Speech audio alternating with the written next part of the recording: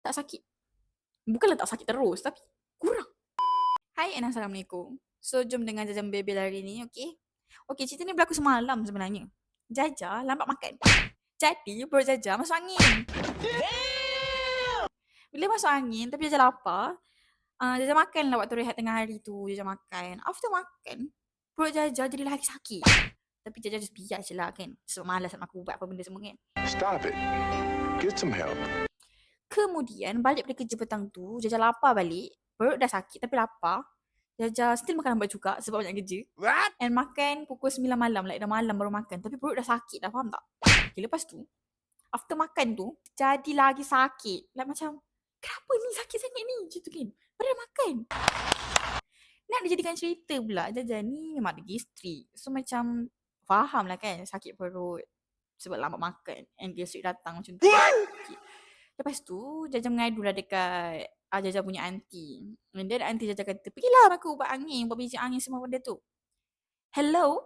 Saya bukan orang yang suka makan ubat. Ya, Jajah daripada kecil memang susah sangat nak makan ubat. Sebab tak suka. Faham tak? Dulu kecil-kecil kena belah 2 ubat tu, baru boleh makan. Kalau tak nanti muntah. Jadi Jajah memang tak suka makan ubat. Kemudian, Jajah teringat yang Jajah ada minyak medijal ni kat rumah. So, Jajah guna, sapu kat perut Jajah. And surprisingly, Alhamdulillah, tak sakit. Bukanlah tak sakit terus, tapi kurang. Oh my god! Like kurang. Tanpa makan ubat je ke? Tanpa makan ubat. Kurang. So, sapu kat perut. And lagi best, minyak ni punya, dia roll tau. Dia roll. Korang tengok ni roll. Jadi, sapu kat perut senang je. Senang je nak sapu kat perut. Best. And, satu lagi, untuk pengetahuan korang juga, Jajah tak suka bau minyak angin.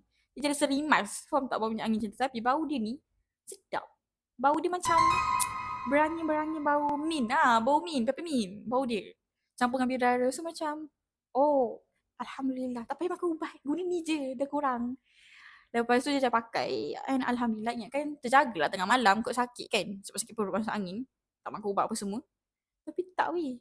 Tak tahulah kalau aku ni jadi tidur mati ke kan. Tapi, ya tak bangun. Bangun-bangun terus perut okey. Rasa fresh. Di bawah pula dengan bau ni. Memang ni kat sebelah bantal je. Wangi.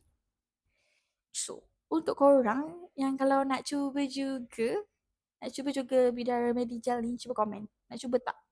Ataupun ada soalan ke nak tanya ke, komen je tepi. Nanti Jajah akan jawab satu-satu. Okay? Itu je. Bye-bye.